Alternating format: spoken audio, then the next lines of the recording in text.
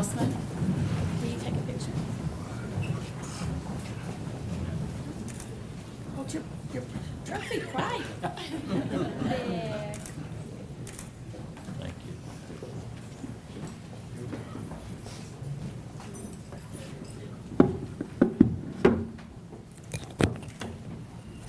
The last time I was in this room, it was at Dr. Rossman's retirement party after 60 years of the practice of medicine.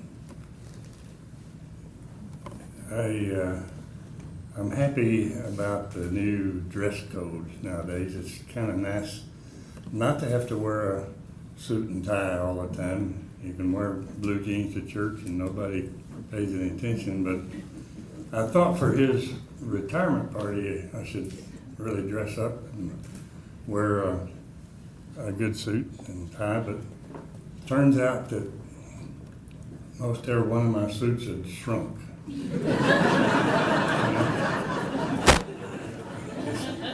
Especially in the waist. And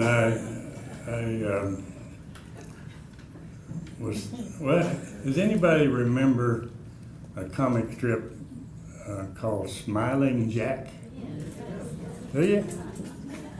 Well, you remember he had a morbidly obese friend who was in most every comic strip, and every time you saw him, a button would pop off of his tight clothes, and this scrawny, almost naked chicken would be right there to catch that button and swallow it.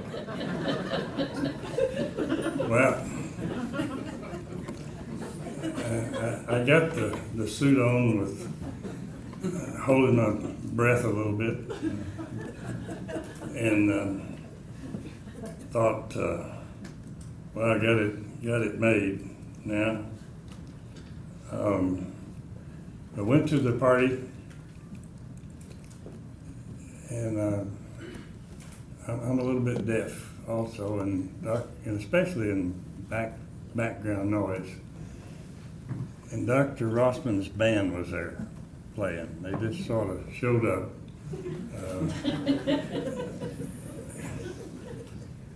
And I was sipping a root beer or something.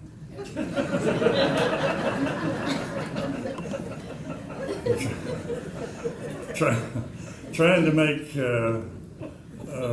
small talk with the people there. And Sasha Vakea we were talking. And, when I got this tight suit on, I felt pretty good about myself. Thought I looked all right. But anyway, Sasha said something with all this background noise, and I said, "What? What?" She says, "Your fly is open."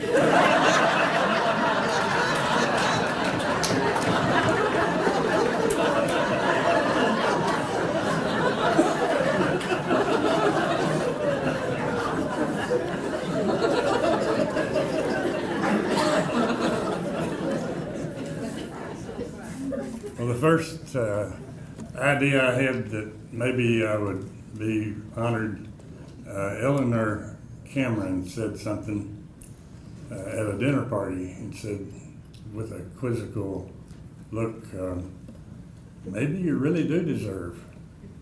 And she stopped there, wouldn't go any further, wouldn't answer any questions.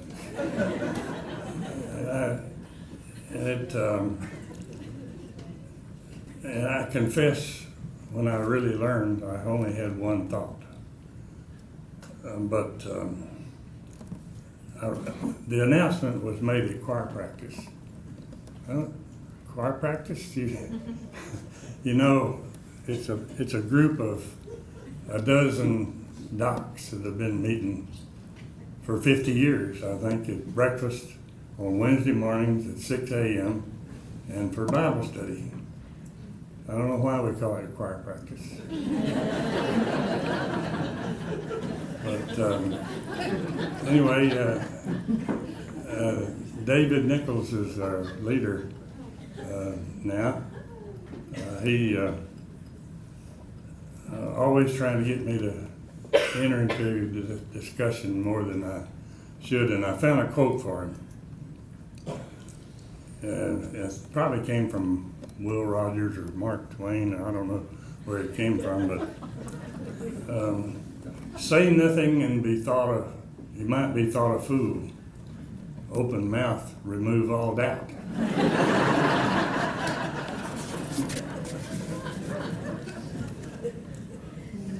So at this choir practice, when they made the announcement of my being inducted into the drluke Society, a bunch of new people showed up at 6 o'clock in the morning that hadn't been there before. My daughter came, Virgil Gonzalez and Ben Bridges, and a whole bunch of others that I wondered what in the world it was. And anyway, Dr. English and Dr. Nichols made the announcement, and you'd think that I maybe ought to look happy or dance a jig or something, but my only thought is, oh my word, I've got to make a speech.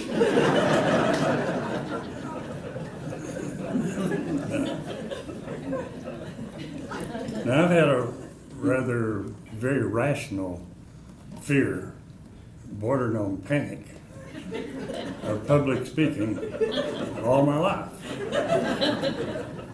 I've really tried to. All my life, I've tried to get over it. Even in grade school, I entered a declamation contest. Does anybody old enough to know what that is? And from a small town? Well, do you? Well, anyway, you memorize a poem or something and go to the county meet and present it, and you get I think I got a red ribbon for my declamation. It was the only way to win. Author unknown.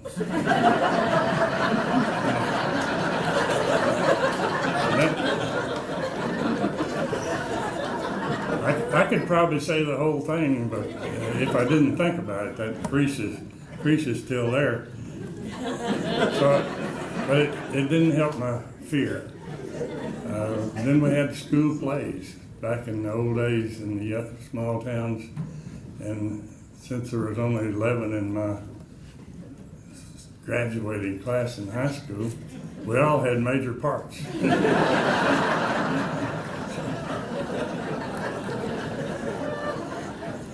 And would you believe I voluntarily signed up for speech in college, thinking that might help. I think I made a B in it, but it didn't help. When I came to Tyler, I made talks to the outlying medical staffs in the outlying communities to try to get some patients to come to get my surgical skills. I even presented a paper to the prestigious Texas Surgical Society. It was analyzed 100 cases of carotid endarterectomies and presented it. I'm sure that platform is still shaking.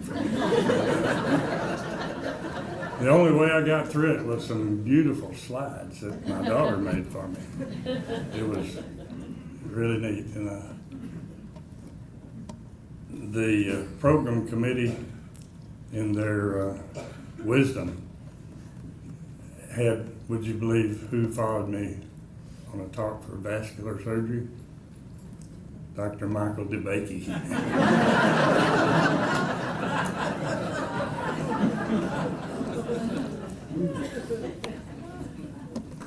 And about, I think somebody alluded to it, but in November, this past November, 2 or 3 months ago, I had a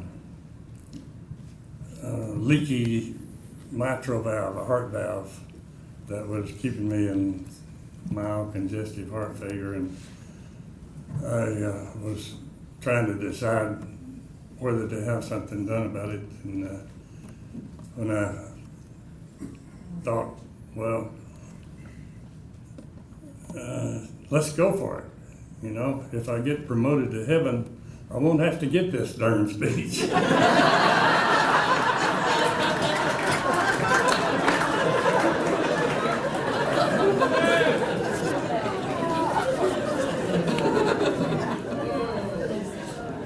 So I got one other problem. Well, multiple problems, but one other I'm going to tell you about. I cannot remember names. And you say, well, you know, I can't either. But mine is pathologic. I mean, it's terrible. And it's not age related, really. I lose words in my old age, but when I was like 20 years old, I wanted to introduce the man I'd been sleeping with for 6 months, and I couldn't remember his name. Sir, Dr. Charles Tandy, right over here.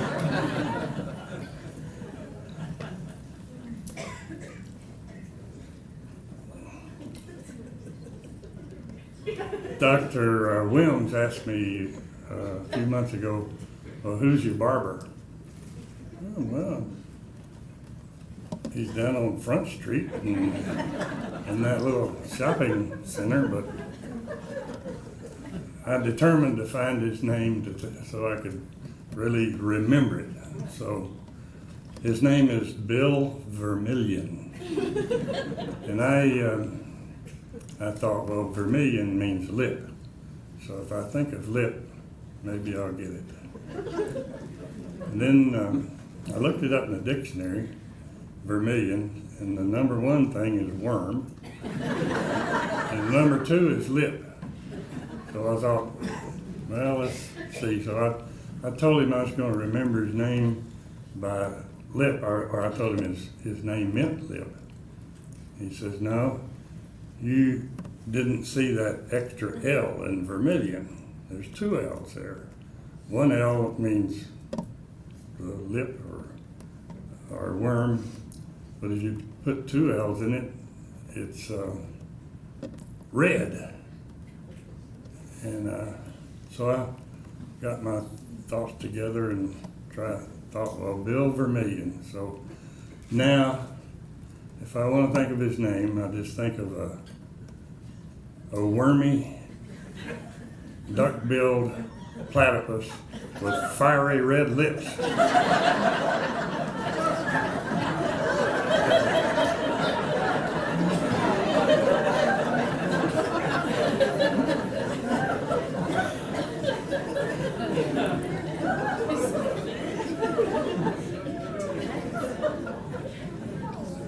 I was listening to some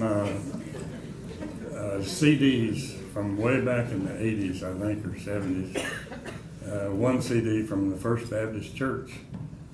And the guy who led the choir, and I know you guys are going to know who it is I want you to holler, tell me his name. But he had a voice that would make hair stand up on you, or cold chills come up. He was a fantastic tenor voice. And I knew him quite well.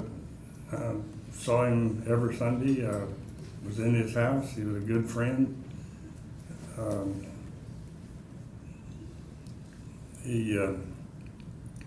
I even remember helping Dr. Porter Bales do his gastrectomy for bleeding, and teasing Dr. Lambert, who put him to sleep, to be careful with those vocal cords.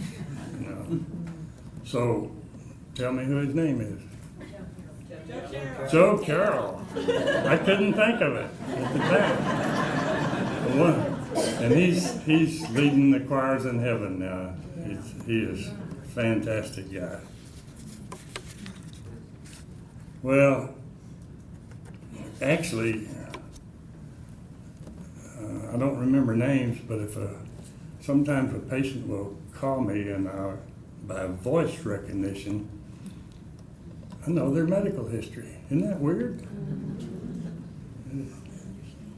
Well, this is a wonderful, great honor to be here. It's nice to represent all these giants that are already in the Luke Society, and to represent Bethesda, a wonderful, wonderful place. And I thought if you would, Mr. MC, could I remember like 4 people, I don't know if they're here or not, that I think were instrumental and visionary in starting the Bethesda Clinic. So if we would, I'd like to, can I ask them to stand and ask y'all to, as the end of my quote speech, give them a big hand. So it's Dr. Todd Robbie and let's see, Pat Mallory, and the 2 Englishes, masculine and feminine.